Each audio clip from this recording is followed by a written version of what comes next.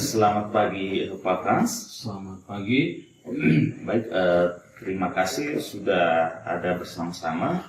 Jadi pada kesempatan ini kita akan melakukan pembicaraan pra-observasi di kelas. Ya, tujuan dari percakapan kita ini yaitu nanti saya mohon izin sebagai rekan sejawat untuk mengevaluasi proses pembelajaran yang Bapak lakukan di kelas.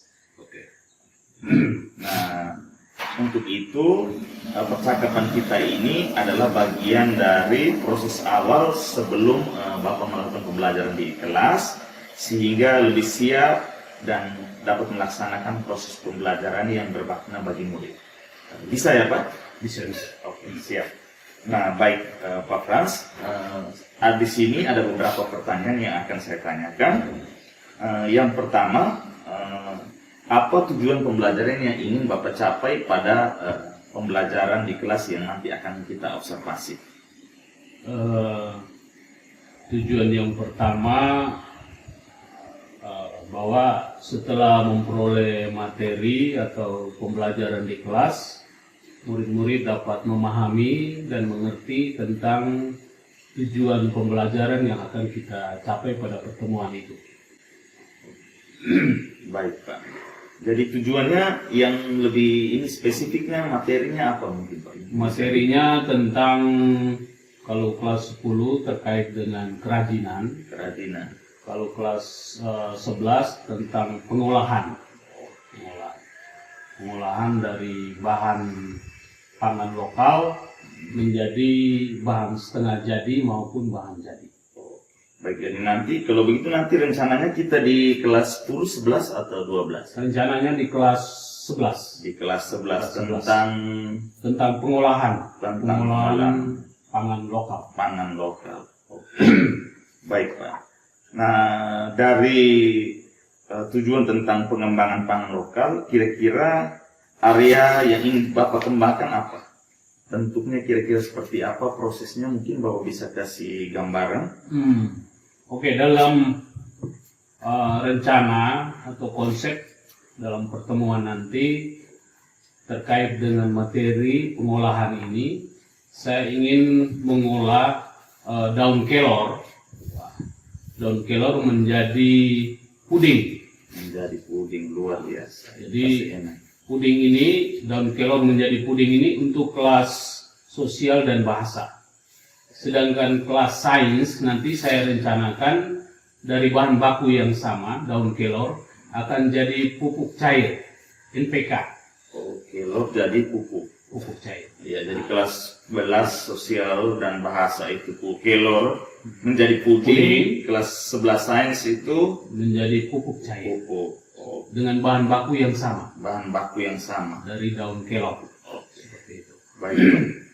Selanjutnya Pak, kira-kira rancangan pembelajaran atau strategi yang mungkin sudah Bapak siapkan itu seperti apa untuk menjawab tujuan ini? Baik, dari rancangannya, yang pertama saya akan memberikan materi sedikit terkait dengan manfaat dari pangan lokal ini, khususnya daun kelor, yang kita ketahui bersama bahwa daun kelor ini banyak tumbuh dan ada yang berada di sekitar kita, sehingga potensi lokalnya ada, sehingga itu menjadi sumber pangan yang dapat kita olah. Jadi saya menjelaskan terkait dengan bagaimana memanfaatkan daun kelor yang ada di areal sekitar kita. Yang kedua, setelah saya menjelaskan materi itu, ada beberapa video yang saya akan tampilkan sebagai rujukan ke siswa bagaimana proses pembuatannya. Jadi bahan bakunya disiapkan, terus ditambah dengan peralatan dan teknik pengolahannya seperti apa. Itu jadi nanti ada video, tayangan video, juga nanti dalam bentuk kelompok. Kelompok ini akan terbagi dalam beberapa kelompok, yang tugas kelompok itu bagaimana mereka masing-masing menyiapkan beberapa komponen tadi, baik itu bahan bakunya, peralatan pendukungnya, maupun teknik pengolahannya sampai hasil produk itu jadi. seperti itu. Jadi ada beberapa tahapan tadi saya menjelaskan dulu. Setelah itu ada tayangan video menjadi referensi buat mereka, dan yang terakhir teknik atau implementasinya dalam kelompok itu. Baik Pak, terima kasih. Jadi luar biasa, jadi benar-benar memanfaatkan potensi lokal sehingga anak-anak bisa menghasilkan produk. Oke, baik Pak. Dari ini yang sudah Bapak sampaikan tadi, kira-kira kapan Bapak mulai melaksanakannya? Ya, terkait dengan waktu ini, jadi nanti di pertemuan pertama akan saya sampaikan materi terkait dengan bahan baku yang akan kita gunakan. Dengan pertimbangan bahan baku ini mudah kita dapat, kita tidak mengeluarkan biaya. Setelah itu pada pertemuan yang kedua itu pembentukan kelompok dan bagaimana perlengkapan yang perlu disiapkan dalam proses pembuatan, dan pada pertemuan yang ketiga nanti actionnya, artinya teknik pengolahan itu yang akan kita lakukan. Jadi ada 3 tahap yang mungkin saya lakukan terkait dengan pengenalan materi, terus persiapan peralatan, dan juga yang ketiga adalah pengolahan, teknik pengolahan. Jadi sudah diuraikan pertemuan-pertemuan beserta hal yang akan dilakukan, jadi saya yakin sudah sangat siap. Oke, baik Bapak, kita sudah hampir di tahap akhir dari percakapan praobservasi. Setelah kita jalani percakapan ini, kira-kira menurut Bapak apa yang Bapak dapatkan dari percakapan kita ini? Baik, ini satu hal yang baik, langkah yang baik dalam arti bahwa sebelum kita action di kelas, paling kurang kita ada persiapan dalam kaitan dengan materi, persiapan peralatan, mungkin kita butuhkan LCD atau proyektor dalam kaitan untuk mendukung bagaimana siswa dapat melihat video atau tayangan proses pengolahannya seperti apa, sehingga di situ kita dapat mengetahui kendala apa yang kita temukan itu sudah dalam proses ini kita sudah bisa ketahui sebelum kita action di kelas, mungkin itu. Baik Pak, jadi sekali lagi jadi mulai percakapan ini kita punya gambaran ya, ada gambaran apa yang kita lakukan. Sekali lagi terima kasih Pak untuk waktunya, sukses untuk rencananya, sampai bertemu nanti di kelas. Saya mohon izin untuk mengobservasi Bapak sebagai rekan sejawat. Oke, baik. Terima kasih untuk waktunya. Sukses selalu. Oke, selamat pagi. Jadi materi kita pada pertemuan ini, semester ini terkait dengan prakarya dan kewirausahaan adalah kita mengambil pengolahan ya. Jadi pengolahan dari bahan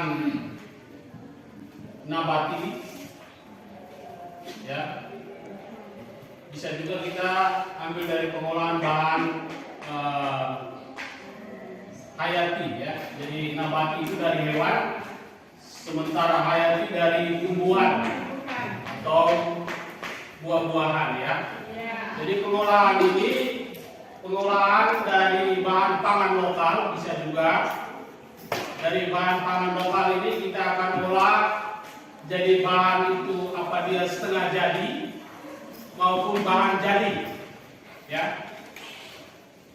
Jadi sedikit gambaran di sini saya akan nanti menyajikan bagaimana proses pembuatan pupuk cair ya, pupuk cair dari daun kelor. Jadi bahan baku yang kita ambil adalah daun kelornya ya, daun kelor. Jadi ini sebagai bahan bakunya, tetapi bahan baku ini tidak berdiri sendiri, ya. Dia harus membutuhkan bahan yang lain menjadi campuran sehingga menghasilkan sebuah pupuk cair yang dapat kita manfaatkan untuk tumbuhan atau pertanian, ya. Jadi ini salah satu bentuk pengolahan dari bahan baku bisa pangan lokal atau tumbuhan yang bisa kita olah menjadi sesuatu yang memiliki nilai jual yang tinggi. Jadi kita merubah bentuknya, kita mengolah, kita merubah bentuknya menjadi sesuatu yang lebih bernilai ekonomis. Itu untuk langkah yang pertama.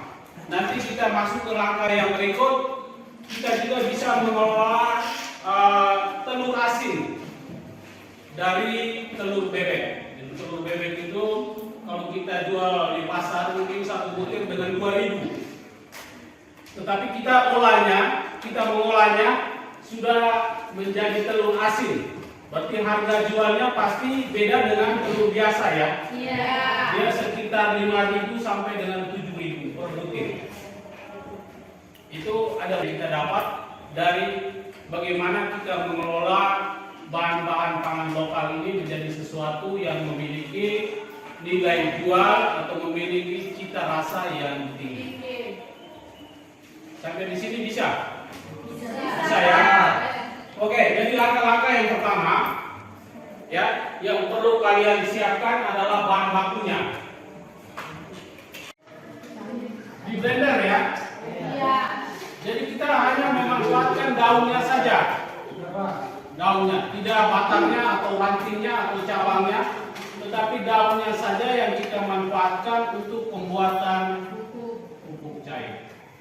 Nanti kalau kelas yang lain mereka akan buat dari bahan baku yang sama, tetapi dalam bentuk yang berbeda.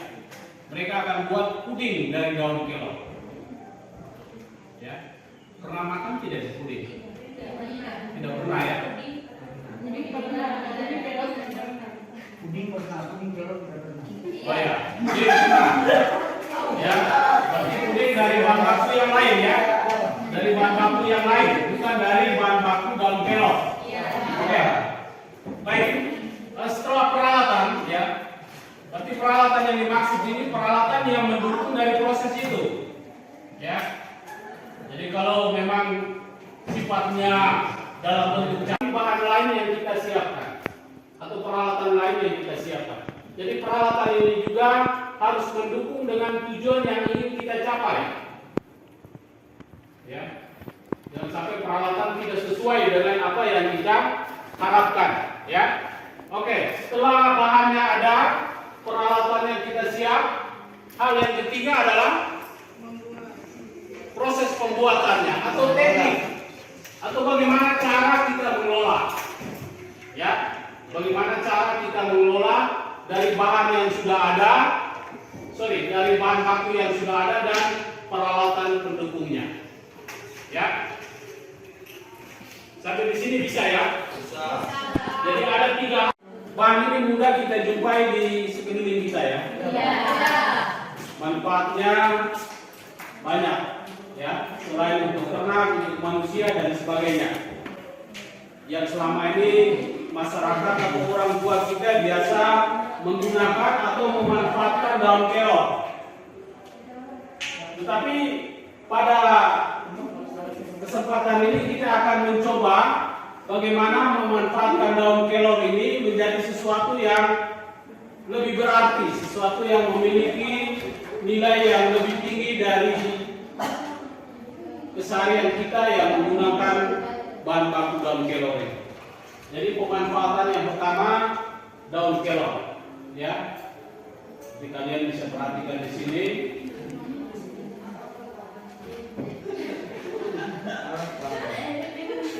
Ini dia potong di belakang rumahnya persis ya. Jadi semua daun dimanfaatkan, baik itu yang muda maupun yang tua. Nah, setelah itu langkah selanjutnya dia bersihkan ya, atau bahasa kita apa nih? Luru ya. Dia ambil memisahkan antara daun dan tangkainya ya. Memisahkan daun dengan tangkainya dengan tujuan. Selamat pagi Pak Frans. Baik, terima kasih sudah hadir kembali untuk kita sama-sama membicarakan hasil observasi kita setelah kegiatan pembelajaran. Setelah pada pertemuan sebelumnya kita sudah sama-sama membahas bahwa Pak Frans menyampaikan apa tadi, memanfaatkan daun kelor untuk dijadikan puding itu untuk kelas 11 ya, 11 sains.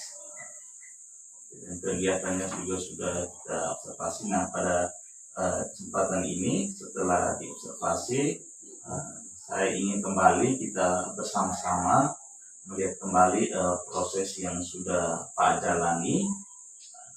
Dari proses yang Pak jalani itu, kira-kira hal baik apa saja yang menurut Pak sudah berjalan sesuai dengan rencananya, Pak? Baik, terima kasih. Yang pertama, proses itu sudah terlaksana. Yang kedua, dalam proses kegiatan itu memang ada beberapa kendala terkait dengan persiapan, baik itu bahan dan juga peralatan pendukung dalam kegiatan proses pengolahan itu. Namun hal baik yang didapat dari siswa di sini bahwa mereka sangat antusias. Mereka lebih senang kegiatan praktek. Artinya di luar boleh dikatakan walaupun kegiatan dalam kelas, tetapi mereka lebih leluasa. Di situ ada kebebasan yang mereka dapat, mereka bisa menyampaikan ekspresinya. Jadi dalam proses kegiatan itu diawali dengan masing-masing kelompok memperkenalkan diri. Setelah itu dari tahapan persiapan, terus pelaksanaan, dan tahap akhir dari hasil produk itu. Jadi mereka, saya ada videonya juga, video dari proses pembuatan itu setiap kelompok ada. Jadi hal baik yang didapat bahwa mereka sangat antusias dan proses itu berjalan walaupun ada beberapa kendala dalam arti bahwa sarana penunjang untuk kegiatan itu memang kurang memadai karena kita memakai ruang kelas sebagai tempat kegiatan praktek, sehingga perlengkapan juga mereka sediakan sendiri, bahan-bahan juga mereka sediakan sendiri. Hanya di situ ya fasilitas yang kita gunakan beberapa meja yang dipakai untuk meletakkan semua peralatan dan bahan tadi dalam proses pengolahan itu. Terima kasih. Jadi hal baik tadi bahwa siswa senang ya. Siswa senang, lebih senang dalam praktek, sedangkan hal yang menjadi kendala terkait bahan dan peralatan pendukung. Nah, mungkin Pak bisa sampaikan sedikit karena ini siswa murid membawanya dari rumah, itu kira-kira bagaimana? Apakah izin atau seperti apa? Ya, jadi terkait dengan peralatan ini saya sudah membentuk dalam kelompok, sehingga dalam kelompok itu setiap kelompok mereka membagi tugas. Jadi ada siswa yang membawa peralatan, ada siswa yang membawa bahan-bahan untuk diolah. Jadi sudah dibagikan tugas dari tiap-tiap kelompok itu. Jadi kita juga tidak memaksakan mereka. Artinya dalam peralatan tadi, kalau yang ada peralatan di rumah berarti dia yang membawa. Kalau memang dia tidak punya peralatan itu, berarti dia menyiapkan bahannya. Jadi untuk perlengkapan dan bahan seperti itu dia punya prosesnya, kita bagi ke mereka, yang mereka miliki mereka bawa. Kalau mereka tidak miliki berarti ada kebutuhan yang lain untuk mereka siapkan. Jadi luar biasa, artinya memang benar siswa benar-benar diberdayakan. Kalau memang punya ya dia bawa, tidak punya tidak siapkan bahan yang lain. Baik, selanjutnya tadi Pak menyampaikan siswa senang dalam kegiatan, lebih senang dalam kegiatan praktek. Nah, di sini selama pelaksanaan bagaimana Pak, menurut Pak tanggapan dari setiap anak, karena ini kan sepertinya ada memasak. Mungkin saya yakin pasti bagaimana ada semacam siswa laki-laki seperti apa Pak menangani? Baik, Kalau memang ada kendala terhadap anak yang mungkin. Baik, betul sekali bahwa respon yang lebih tinggi di sini memang perempuan ya. Sedangkan laki-laki ini mereka lebih banyak agak apatis lah, masa bodoh sedikit. Tapi saya tekankan di sini bahwa ini dalam tim, ini dalam kelompok, sehingga yang tidak terlibat pasti nilainya juga berbeda. Artinya walaupun dalam kelompok, tetapi dalam proses penilaian juga kita lihat aktivitas mereka, mereka turut serta dalam kegiatan itu. Kalau atau hanya sekedar punya nama saja dalam kelompok. Jadi paling kurang mereka juga punya sedikit andil dalam kaitan apakah dia menyiapkan bahan ataukah mengumpulkan uang sedikit dalam proses kegiatan ini. Jadi memang betul laki-laki lebih banyak tidak terlalu antusias. Kalau perempuan rata-rata antusiasnya Karena memang maunya ya di bidangnya mereka, kodrat yang mereka mau memasak, hobi memasak seperti itu. Oke, baik. Jadi artinya Pak punya lembaga kita sendiri untuk bisa memantau sehingga memastikan bahwa semua siswa baik laki-laki maupun perempuan bisa terlibat aktif. Oke, baik Pak. Selanjutnya lagi berdasarkan tadi sudah ada kendala, sudah hal yang berjalan baik, dan juga sudah langsung ada upaya-upaya Pak mau perbaiki. Nah, menurut Pak, apakah proses ini akan Pak lanjutkan atau ada punya rencana pengembangan yang lain? Untuk kedepannya, ini tahap pertama sudah terlaksana sampai dengan produknya puding dari daun kelor. Jadi setelah hasilnya juga kami uji coba sendiri, kami konsumsi sendiri, sehingga kita bisa memastikan rasanya. Apakah rasa ini cukup layak untuk kita jual? Nah, itu nanti tahap selanjutnya kami rencanakan kita pasarkan di dalam lingkungan sekolah, tetapi dengan kemasan yang sedikit lebih baik. Rencananya begitu. Jadi dari hasil pengolahan pertama itu semacam kita uji coba. Memang anak-anak saya tampilkan ada video tutorialnya terkait dengan proses pembuatan. Sehingga dalam proses prakteknya itu hasilnya sudah kita coba juga, dan rencananya kita akan ulang kembali.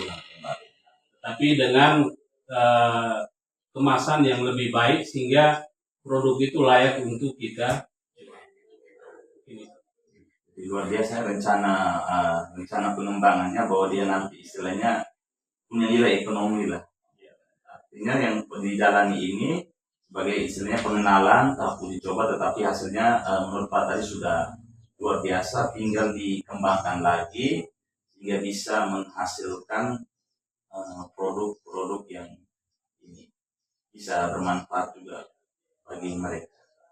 Oke, ini pertanyaan terakhir dari saya. Kira-kira harapan apa dari Pak Frans terkait proses yang Pak jalani terkait pengolahan daun kelor menjadi puding khusus untuk anak-anak kelas 11 ini? Oke, harapannya bahwa dengan proses ini mereka juga bisa melanjutkan di rumah.